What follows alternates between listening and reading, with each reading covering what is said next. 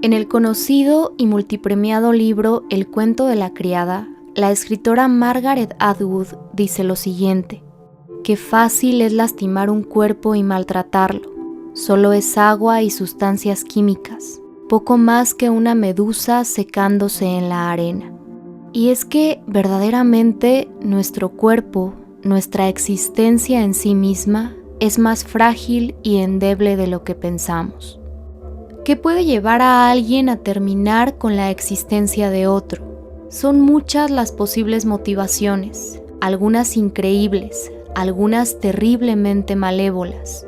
Pero, ¿qué sucede cuando la motivación es solo una suposición? Cuando no se dejan huellas o éstas son insuficientes para llegar a conocer la verdad. El caso del que hablaremos hoy impactó a Chile hace ya más de 12 años. Una inexplicable desaparición, un perturbador hallazgo y la falta permanente de respuestas son tan solo algunos de los puntos que conforman el trágico relato del caso Heger. Esta es parte de la historia de Viviana Heger Macé.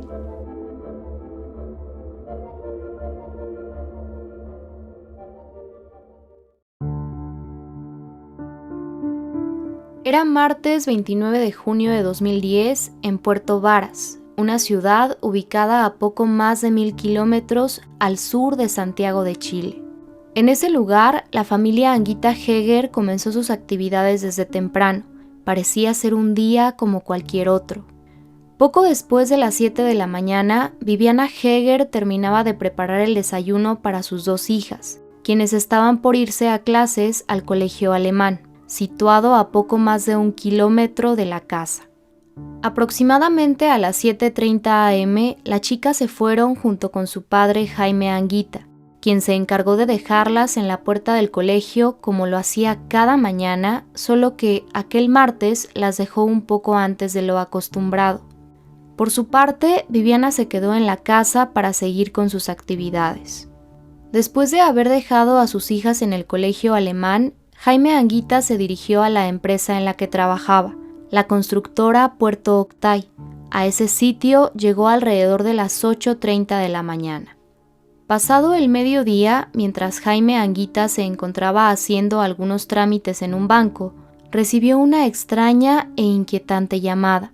De acuerdo con su testimonio, al otro lado de la línea escuchó la voz de una mujer que le decía que no colgara, que alguien le hablaría. Pocos segundos después, una voz masculina le dijo si quiere volver a ver a su esposa con vida, y justo en ese momento Jaime cortó la llamada, creyendo, según dijo, que se trataba de una estafa telefónica. Aquella llamada duró menos de 20 segundos y Jaime Anguita no le dio mayor importancia. Mientras esto sucedía, Vivian, de 14 años, la hija mayor del matrimonio Anguita Heger, salía antes del colegio para encontrarse con su mamá, quien se supone debía estarla esperando en la entrada de la escuela, pero esto nunca pasó.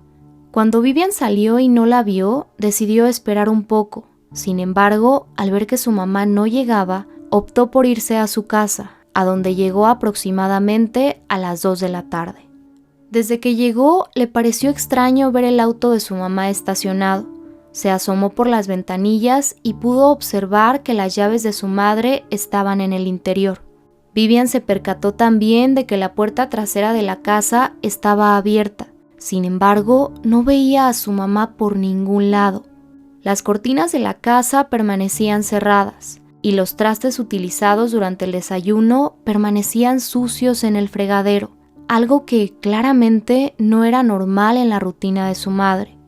Vivian se dirigió entonces a la habitación de sus padres, y lo que encontró fueron algunas pertenencias de su madre regadas sobre una cama completamente desordenada, situación que también se salía de lo habitual.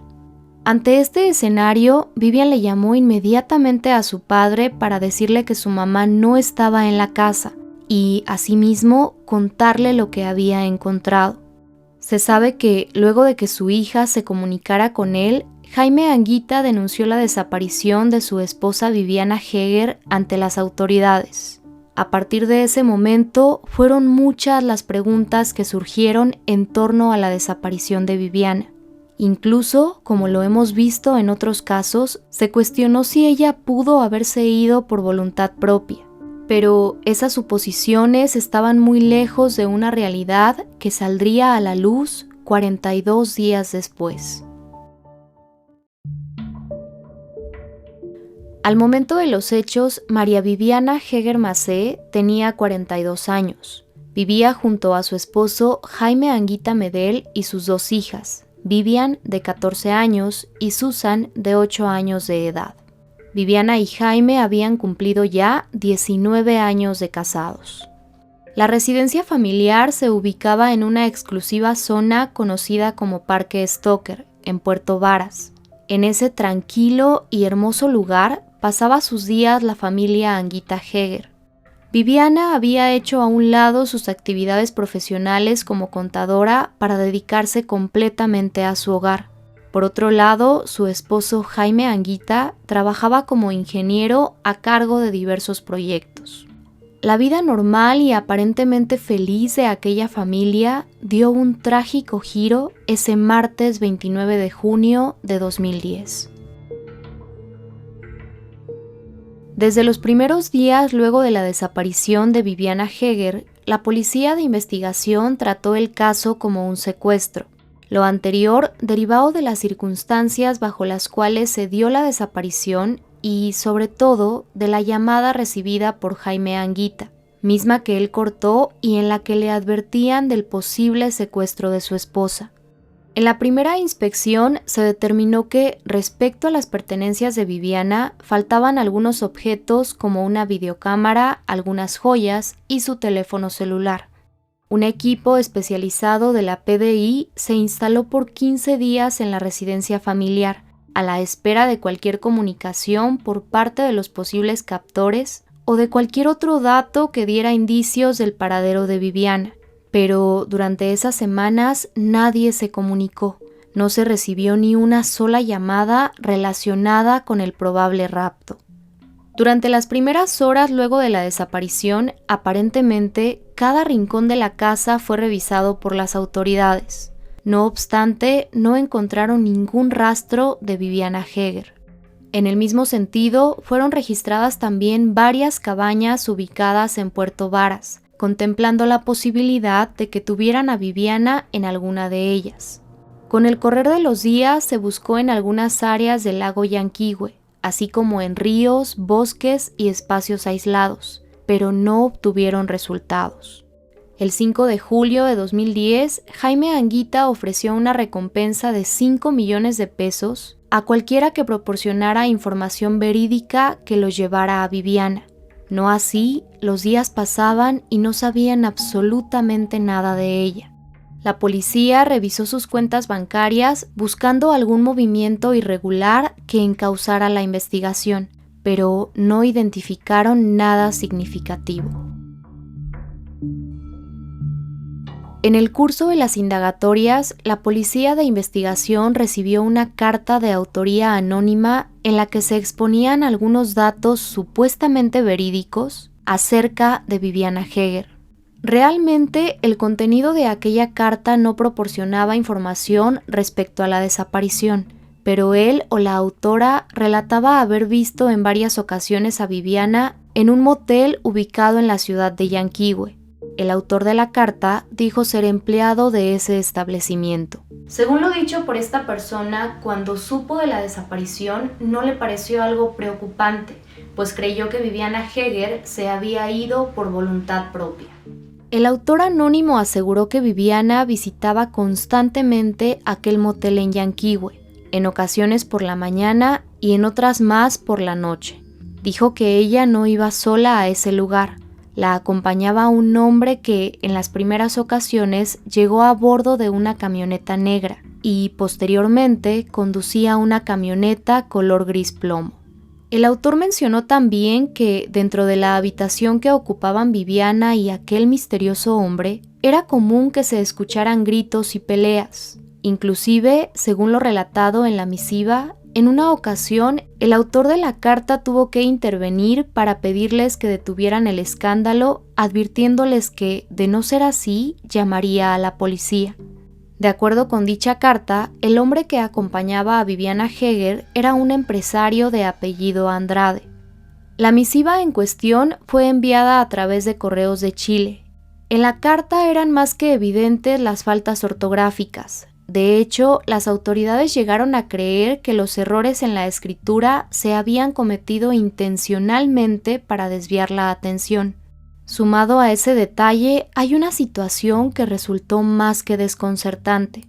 Al analizar la carta, no lograron detectar en ella ni una sola huella digital, lo que era muy intrigante, considerando lo mal escrito que estaba ese texto.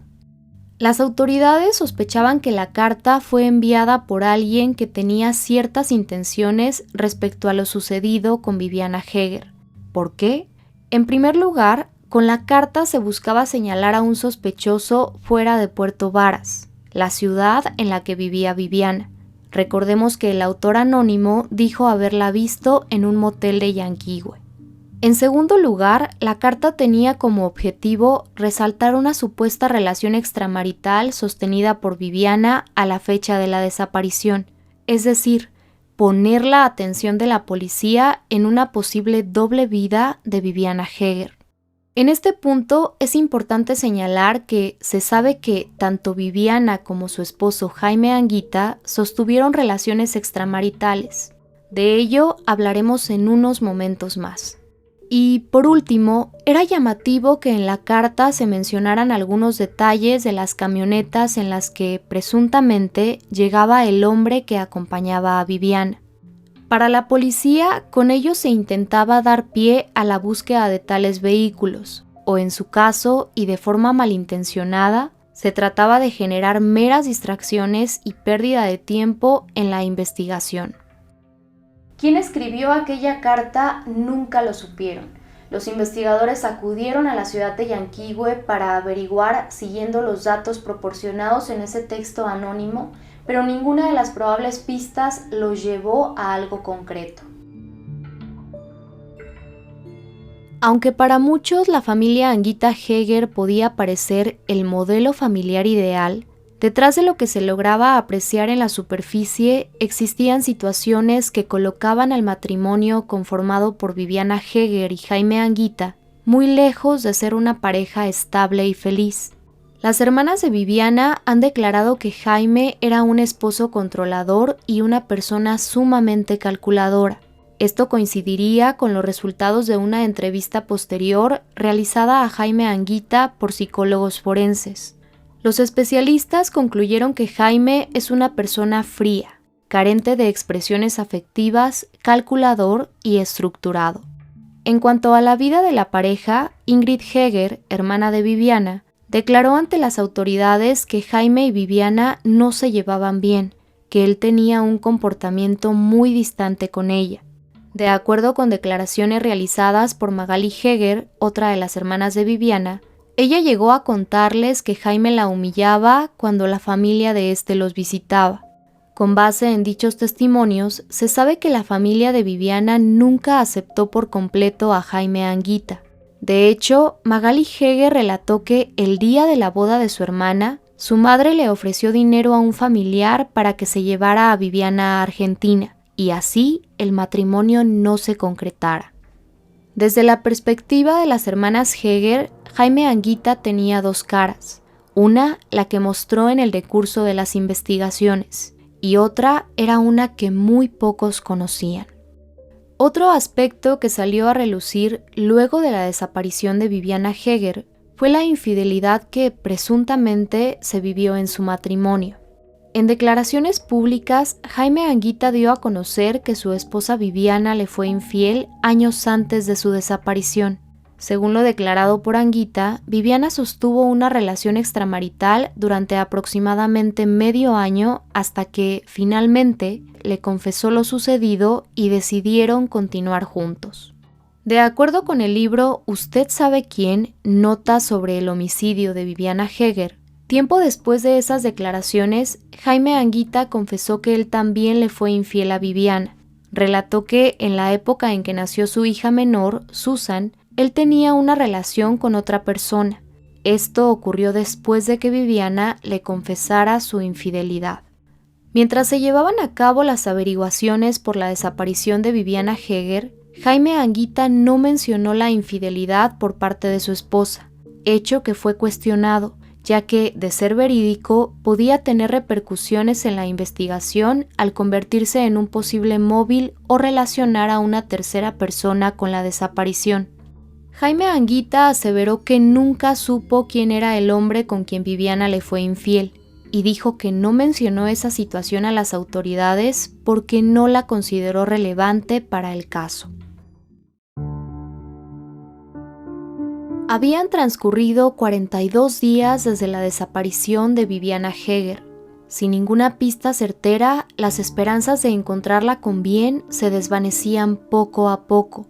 Viviana parecía haberse esfumado inexplicablemente dentro de su propia casa. Las averiguaciones estaban estancadas, pero el 10 de agosto de 2010, una llamada recibida por la Policía de Investigaciones cambió el curso del caso definitivamente.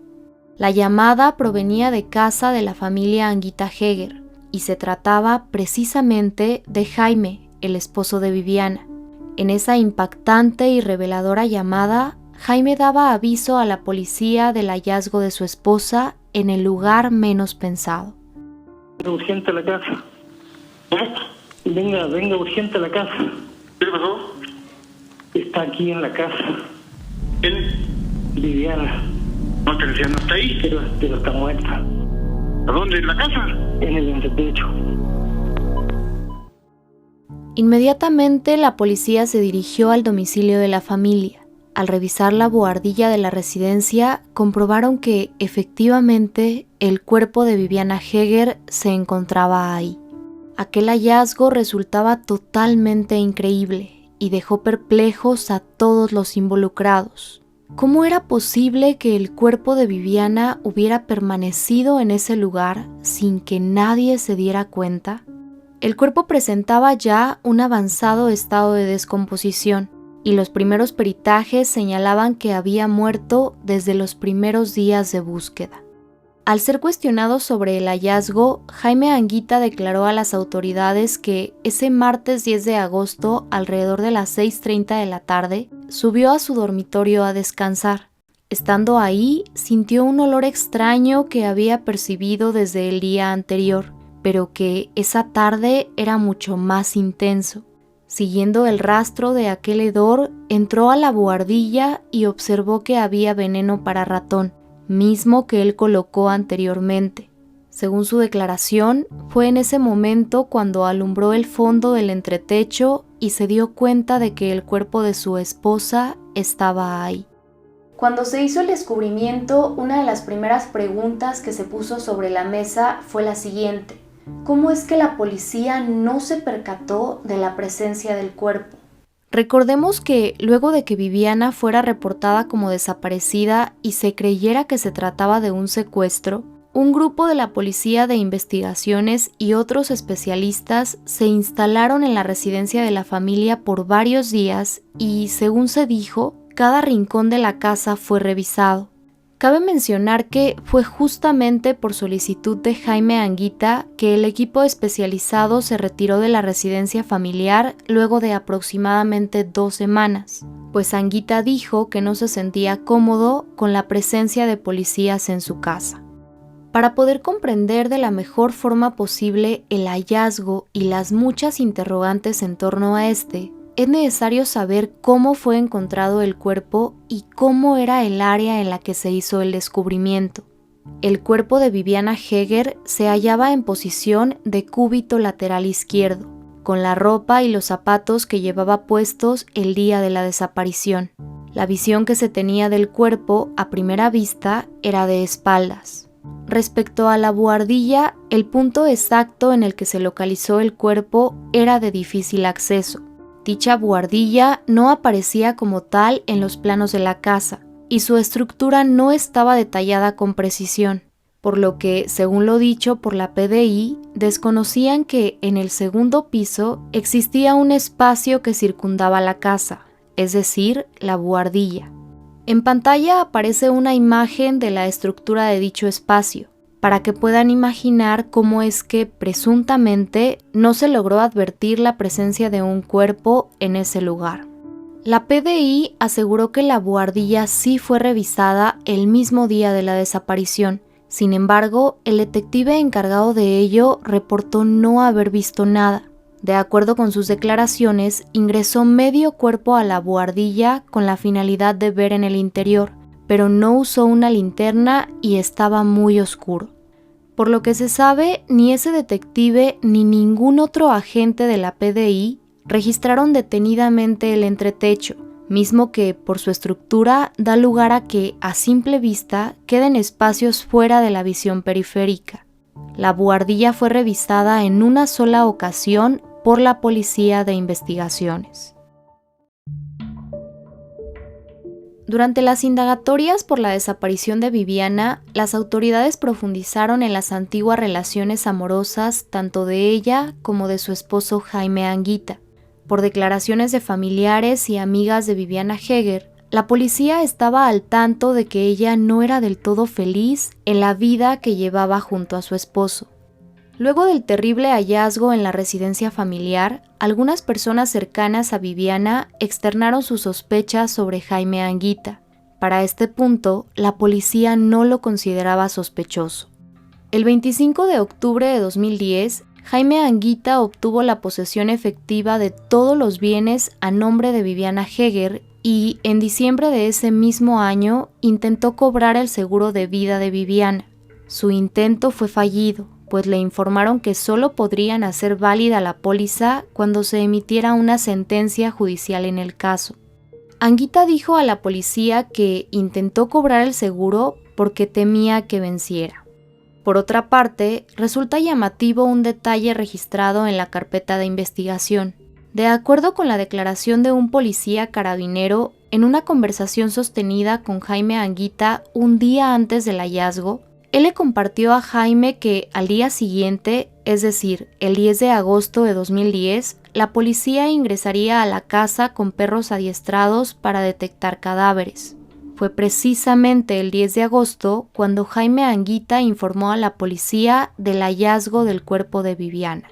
Jaime Anguita ha desmentido que dicha conversación se diera de esa forma. Algunos familiares de Viviana se mostraron convencidos de que el cuerpo apareció porque Jaime temió que los perros lo encontraran. Cabe resaltar que hasta esa fecha, o sea, un día antes del hallazgo, solo se habían realizado tareas de rastreo con los perros en las inmediaciones de la casa y no dentro de esta. Con la primera autopsia realizada por el Servicio Médico Legal de Temuco, se llegó a la conclusión de que lo que mejor explicaba la muerte de Viviana Heger era una intoxicación por producto herbicida. Se determinó que el cuerpo no presentaba ningún indicio atribuible a la acción de terceras personas y, por lo tanto, se estableció como causa de su deceso la ingesta de un herbicida encontrado dentro de la residencia, mismo que, se comprobó, tenía el sello de seguridad cortado y en el frasco faltaba parte del contenido. Con base en los resultados de la primera autopsia, se deducía que Viviana Heger se había quitado la vida. Para la familia Heger esto no tenía sentido. Existían diversos motivos que los llevaban a dudar de tales conclusiones. En primer lugar, les parecía muy poco común la actitud de Jaime Anguita al recibir la llamada que advertía del supuesto rapto de su esposa, por no decir que la llamada en sí ya daba lugar a varias interrogantes. Sumado a lo anterior, hay detalles que llevaron a su familia a inferir que Viviana no tenía intención de quitarse la vida. El día de la desaparición, Viviana Heger se vistió para salir de la casa. Hizo varias llamadas por celular desde la mañana. Llamó al colegio de sus hijas, a un estudio fotográfico, a una empresa de limpieza de estufas y habló también en 2 ocasiones con una de sus mejores amigas. La primera llamada fue realizada por Viviana a las 9:37 am y duró casi 13 minutos. Poco después, su amiga le llamó al teléfono de la casa y hablaron por alrededor de 3 minutos. Unos meses después, el abogado de la familia Heger dio a conocer que en el análisis toxicológico practicado al cuerpo de Viviana, no se encontraron restos del herbicida que supuestamente ella ingirió. Además, informó que en uno de los análisis forenses solicitados por la familia, se encontró una marca de inyección intravenosa en el brazo derecho de Viviana, marca de la que dijo debía esclarecerse su origen y si fue hecha antes o después de que perdiera la vida. Respecto a este punto, no se dio a conocer más información. Asimismo, el abogado señaló que existían dudas respecto a la data de muerte, pues el estado del cuerpo al momento del hallazgo podría indicar que Viviana Heger no murió el día de su desaparición. A raíz de las dudas e inconformidad de la familia Heger, se solicitó la exhumación del cuerpo de Viviana para que le fuera practicado un nuevo peritaje forense. Este fue realizado en agosto de 2012 por el Servicio Médico Legal Metropolitano. Los resultados de esa segunda autopsia difirieron considerablemente de los primeros. En el nuevo peritaje se establece que las muñecas de Viviana Heger fueron atadas con un elemento que luego fue retirado. Se concluyó que el cuerpo fue depositado en el lugar del hallazgo y se señaló que no se podía descartar la presencia de un trauma sutil en cabeza y cuello. La causa de muerte se estableció como indeterminada. La conclusión respecto a las marcas en las muñecas de Viviana abrió la posibilidad de la intervención de terceras personas en lo sucedido, y debido a esos probables indicios, la familia Heger presentó una denuncia por la muerte de Viviana. Para su familia, el principal sospechoso era Jaime Anguita. Antes de ir al siguiente punto, existe otro detalle de la investigación que es importante mencionar. En cuanto a la posición en que se halló el cuerpo de Viviana Heger, también surgieron dudas. Ella tenía los brazos cruzados a la altura de las muñecas, por encima de la cabeza, y su pierna derecha estaba por sobre la izquierda, cruzándose a la altura de los tobillos. La ropa que llevaba en la parte superior estaba recogida a la altura de los senos y por debajo del cuello. A Humberto Neumann, abogado de la familia Heger, tanto la posición del cuerpo como la ropa enrollada de Viviana le parecieron situaciones extrañas. Para él, tales hallazgos podían evidenciar que el cuerpo fue sujetado por la espalda para ser arrastrado hasta la buhardilla. No así, el abogado de Jaime Anguita expuso su propia explicación respecto a dichas situaciones. De acuerdo con esta, Viviana se habría colocado en la buhardilla por voluntad propia, y al sentarse con las piernas cruzadas luego de ingerir el herbicida, habría caído de lado y hacia atrás. Al ser un espacio tan reducido, Viviana no habría podido extenderse completamente y por ello quedó en esa posición. Respecto a su ropa, el abogado señaló que el que estuviera enrollada podría adjudicarse al síndrome asfíctico. Al no poder respirar, Viviana habría sentido que se ahogaba e intentó desesperadamente quitarse la ropa. Esto tengamos presente según el planteamiento del abogado de Jaime Anguita. Otra situación que salió a la luz y que dio lugar a diversos cuestionamientos fue la siguiente. En una de las fotografías que se tomaron el día del hallazgo, pueden observarse en la suela de la bota derecha de Viviana restos de pasto o de una planta de color verde. Es decir, los restos no tenían la apariencia de estar secos tal y como debería ser si estos hubieran estado desde un principio en un lugar sumamente oscuro como lo era la buhardilla. El abogado de la familia Heger pidió que se explicara por qué, si el cuerpo tenía varias semanas en la buhardilla, esos restos vegetales aún se conservaban verdes. Luego de la denuncia interpuesta por la familia Heger, no hubo más avances en la investigación durante casi 3 años. El caso parecía enfriarse hasta que, en diciembre de 2015, una confesión daría un drástico giro al rumbo de las averiguaciones. El 7 de diciembre de 2015, un hombre llamado José Heriberto Pérez Mancilla confesó ser el asesino de Viviana Heger Macé. Pero, ¿quién era este sujeto? José Pérez era carpintero y trabajó por varios años con Jaime Anguita, primero en la constructora Mónaco, de la cual Jaime Anguita era socio, y tiempo después, Pérez Mancilla trabajó junto a Jaime Anguita en la constructora Octay. Por lo que se sabe, la relación entre José Pérez y Jaime Anguita no se limitaba únicamente a lo laboral. Se había generado una cercanía entre ambos. Pérez Mancilla era el trabajador de confianza de Anguita. Incluso, el hermano de José Pérez Mancilla describió la relación así: José era el hombre de Jaime Anguita. Respecto a la conducta de Pérez Mancilla, es de resaltar lo declarado por una de sus hijas. Ella declaró que su padre era un hombre violento. Relató que, en una ocasión, él trató de suspender a su madre del techo de su casa para simular un suicidio.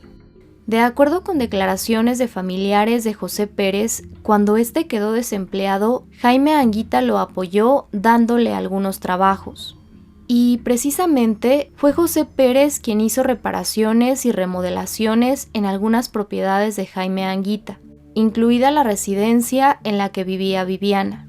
En esa casa, José Pérez instaló una estufa de leña cuya tubería pasaba exactamente junto a la buhardilla del dormitorio matrimonial, sitio en el que se encontró el cuerpo de Viviana.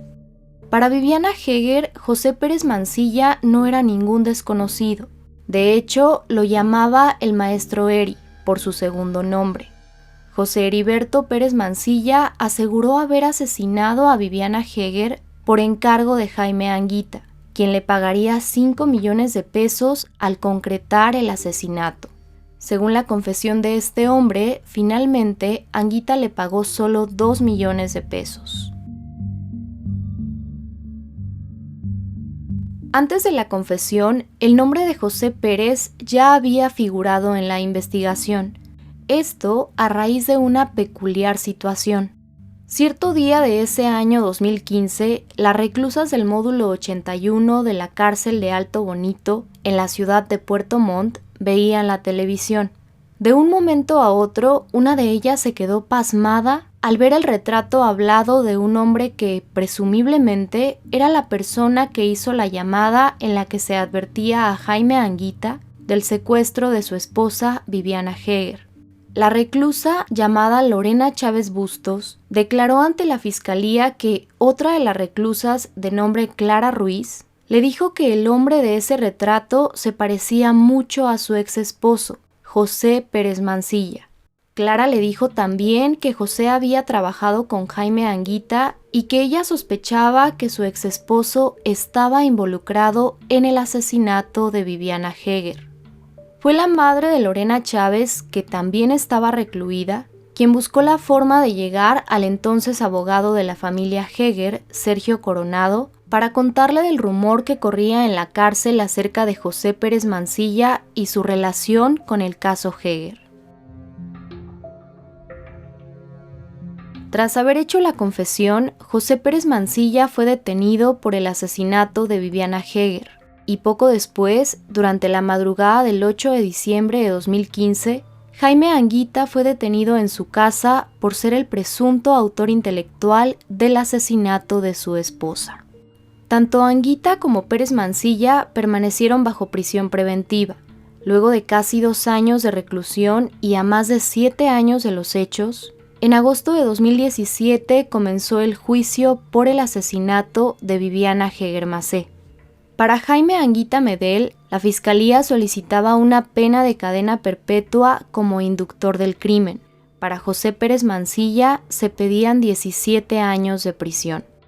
Al comenzar el juicio oral, la fiscalía expuso cómo habrían sucedido los hechos la mañana del martes 29 de junio de 2010.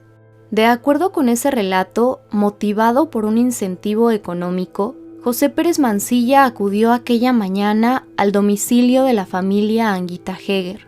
Una vez ahí, tocó la puerta y Viviana Heger le abrió. José Pérez le dijo que necesitaba una sierra para un trabajo. Ella se dirigió al dormitorio principal para tomar las llaves de la bodega en la que estaban las herramientas, y fue entonces que Pérez Mancilla la siguió. Estando en la habitación, le quitó la vida. Durante el proceso, la Fiscalía expuso que la causa final de la muerte de Viviana, determinada por los especialistas forenses, fue asfixia por sofocación por oclusión de orificios respiratorios.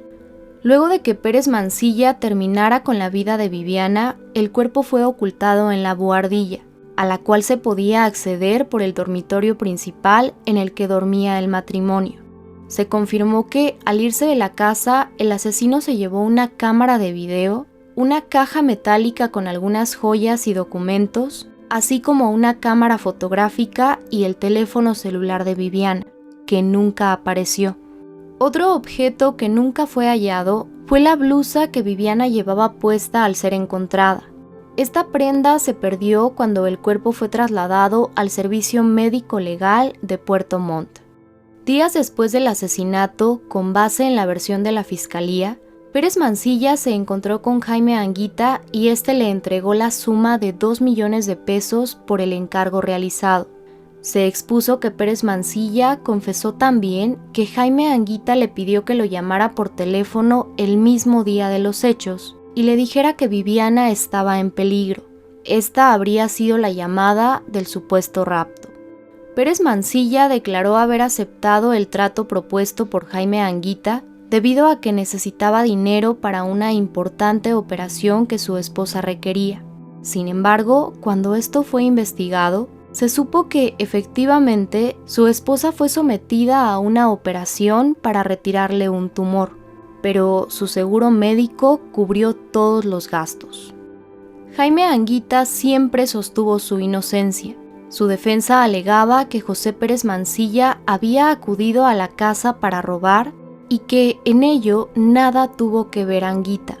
Para la Fiscalía, la versión de un simple robo no resultaba creíble.